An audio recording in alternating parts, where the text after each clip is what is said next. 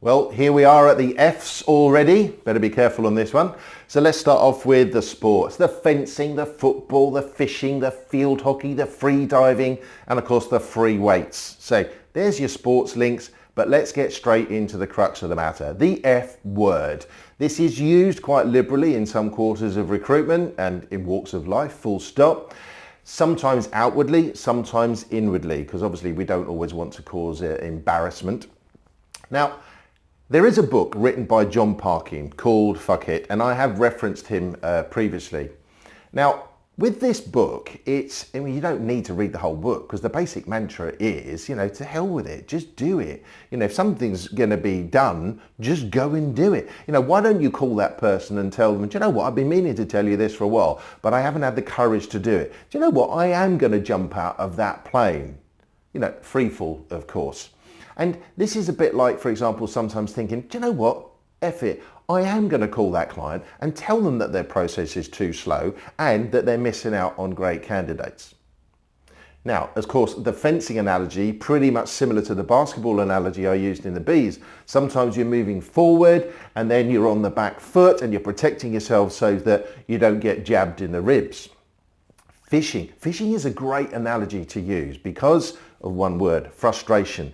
Yes, this job can be very frustrating. There you are fishing, you're on the riverbank, you're having to be very, very patient, just waiting for that nibble, waiting for that right moment to strike.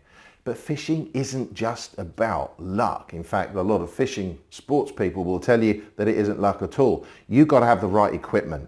You've got to have the right bait. You've got to have the right approaches, the right conditions. You've got to position yourself on the right side of the bank or the right position on the bank. And of course, you have to realize that in terms of conditions, fish don't necessarily eat all day. So fishing and recruitment for me, they go hand in hand. What are you doing to bait your clients and candidates? Where are you fishing?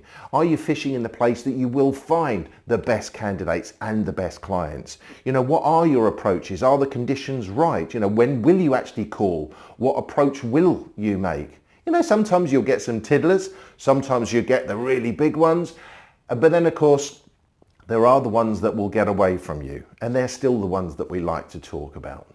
And like a lot of sports, we want to win. We want to come first. We want our clients to see our candidates first. We want to get those first interviews. We maybe even want to be first on the leaderboard.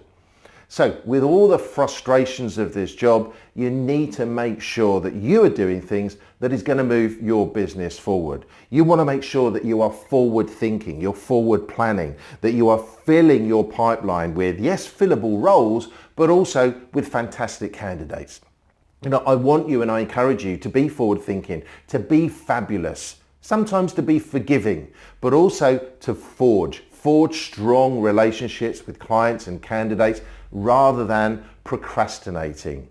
So finally, don't procrastinate, fuck it. Make the call. Do what it is that's going to fill your pipeline and make you successful. Otherwise, it won't happen. See you on the G's.